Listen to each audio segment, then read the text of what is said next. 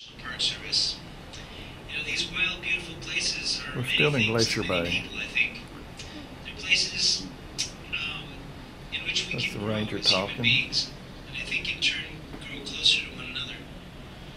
I've recently returned to the Park Service after a 4-year absence,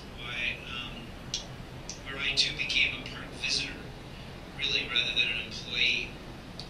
And that was a lot of fun and interesting, because I traveled all over the United States and I got to hike and backpack into many western mountain parks. I even hiked the John Muir 220-mile trail in the Sierra Nevada mountains of California. That was a journey that took me 25 days over many high passes. It was quite a challenge. A few years ago, I decided that I would go to the Central Valley of California and take my 95-year-old grandma to Yosemite National Park.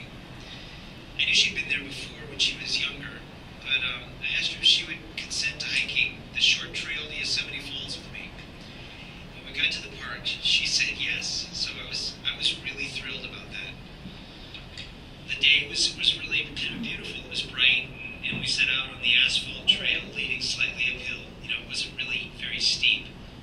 My grandmother walked slowly. She walked methodically. I knew that she had arthritis. But, you know, when I looked at her, I felt she looked strong and confident as we made our way along. Well, we had walked nearly to the falls when I noticed her wincing a little with a slight limp. She smiled when I asked her if she was okay and said that it was her hip. Well, we stopped right there and stood a long time wordlessly staring off at that beautiful waterfall, content to just listen and look. That amazing day in my life when, for the love of me, she gladly set out on a journey she knew she could not finish. It took a long time going back with my arm around her waist, helping to support her, and she made it to the car with a pretty sore hip, but feeling glad. Well, my grandma passed on